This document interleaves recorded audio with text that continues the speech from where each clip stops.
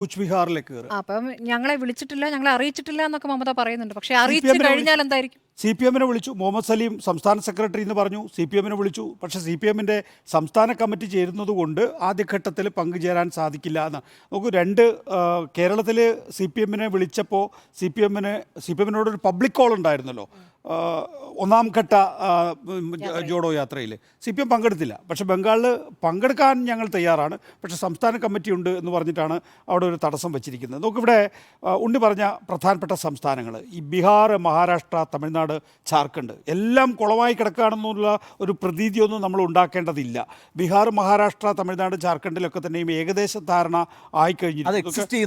അത് എക്സിസ്റ്റ് ചെയ്യുന്നതാണ്. അപ്പോൾ അതിനകത്ത് സീറ്റ് അല്ല, എന്നാൽ പോലും വലിയ മാറ്റം ഉണ്ടാവില്ല. കാരണം NCP ശക്തി ശോഷിച്ചു, ശിവസേന ശക്തി ശോഷിച്ചു, കോൺഗ്രസ് പ്രതിപക്ഷത്തെ ഏറ്റവും വലിയ പാർട്ടിയായി. അപ്പോൾ കോൺഗ്രസിന് കൂടുതൽ സീറ്റുകൾ വേണമെന്ന ആവശ്യം വരുന്നു. എന്നിട്ടും അവിടെ നമ്മൾ സീറ്റ് വിഭജനം വരുന്ന സമയത്ത് തർക്കമുണ്ടാകില്ല എന്നൊരു വാദം എടുക്കാനേ പാടില്ല. ആരും പ്രതീക്ഷിക്കരുത്. അപ്പോൾ തർക്കം ഉണ്ടാവും, പക്ഷെ അത് എത്ര കണ്ട് അകത്താ തർക്കം ഒളിപ്പിക്കാൻ കഴിയും എന്നുള്ളതാണ് വിജയം യഥാർത്ഥത്തിൽ. ഇപ്പോൾ ഉദാഹരണത്തിന് UP-യുടെ കാര്യം ഉണ്ണി പറഞ്ഞല്ലോ.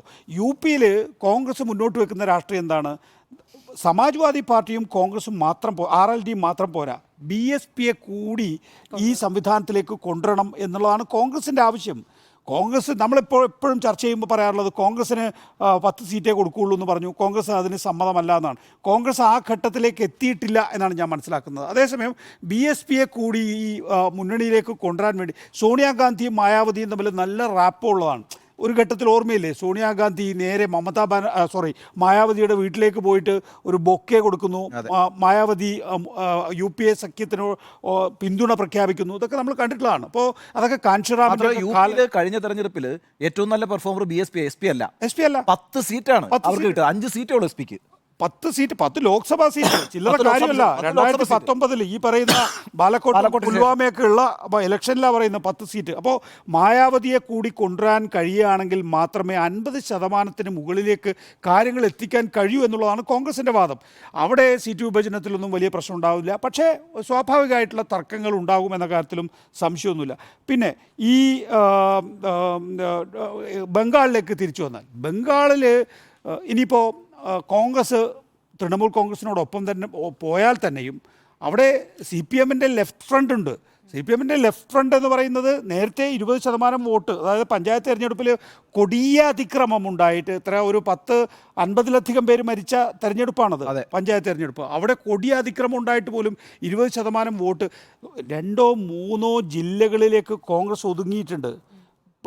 പശ്ചിമ ബംഗാളിൽ ബാക്കിയുള്ള ഇടങ്ങളിലൊക്കെ നിലകൊള്ളുന്ന ഏക സംവിധാനം തൃണമൂൽ കോൺഗ്രസും BJP-യും കഴിഞ്ഞാൽ ഏക സംവിധാനം എന്ന് പറയുന്നത് ലെഫ്റ്റ് മാത്രമാണ്. അപ്പോൾ ആ 20% വോട്ട് ഇനി കോൺഗ്രസ് ഇല്ലാതെ ഇനി ഒരു 5-6% കുറച്ചാൽ തന്നെ ഒരു 10-14% CPM-ൻ്റെ LF-ന് നേടാനാവുകയാണെങ്കിൽ അവിടെ ത്രികോണ മത്സരം തന്നെയാണ് വരാൻ പോകുന്നത് എന്നുള്ളതാണ്. പ്രത്യേകിച്ച് മൈനോറിറ്റി വോട്ടാണ് സ്പ്ലിറ്റ് ചെയ്യാൻ പോകുന്നത്. അതിൻ്റെ അഡ്വാൻറ്റേജ് എന്ന് പറയുന്നത് BJP-ക്കായിരിക്കും. BJP-യെ സംബന്ധിച്ചിടത്തോളം 2019 അവരുണ്ടാക്കിയിട്ടുള്ള ഒരു കുത്തനെയുള്ള കയറ്റം ഉണ്ടല്ലോ. ആ കുത്തനെയുള്ള കയറ്റത്തിൽ നിന്ന് 2021 നിയമസഭാ തെരഞ്ഞെടുപ്പിൽ വിജയിക്കുമെന്നും അത് പിന്നീട് തെലങ്കാനയിലും സമാനമായിട്ടുള്ള രീതിയിലുള്ള കുത്തനെയുള്ള ഉയർച്ച ഉണ്ടാവും എന്നൊക്കെയാണ് വിചാരിച്ചതെങ്കിൽ തെലങ്കാനയിൽ ഠഭേ എന്ന് പറഞ്ഞ് താഴെ പോയി. ബംഗാളിലും ഏതാണ്ട് പഞ്ചായത്ത് തെരഞ്ഞെടുപ്പിൽ അതാണ് കാണിക്കുന്നത്. എന്ന് വെച്ചാൽ ഒരു പിന്നോട്ടടിയാണ് കാണിക്കുന്നത്. അത് ലോക്സഭാ തെരഞ്ഞെടുപ്പിൽ എങ്ങനെ വരും എന്നറിയില്ല. പക്ഷേ നേരത്തെ ഞാൻ പറഞ്ഞ പോലെ രാമക്ഷേത്ര തരംഗം അതാണ് BJP പ്രതീക്ഷിക്കുന്നത്. ആ പോളറൈസേഷൻ ബംഗാളിൽ ഉണ്ടാകുമെന്ന് കരുതുന്നു.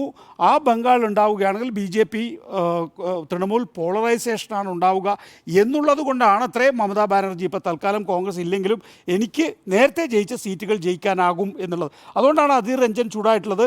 ഇത് 2019 ഉണ്ടാക്കിയ അതേ ബാനർ തന്നെയാണ്, BJP-യെ സഹായിക്കാൻ കൂടിയാണ് എന്ന നിലപാടെടുത്തിട്ടുള്ളത്. ഒരു കാര്യം കൂടി പറയാം. ഇപ്പോൾ ഈ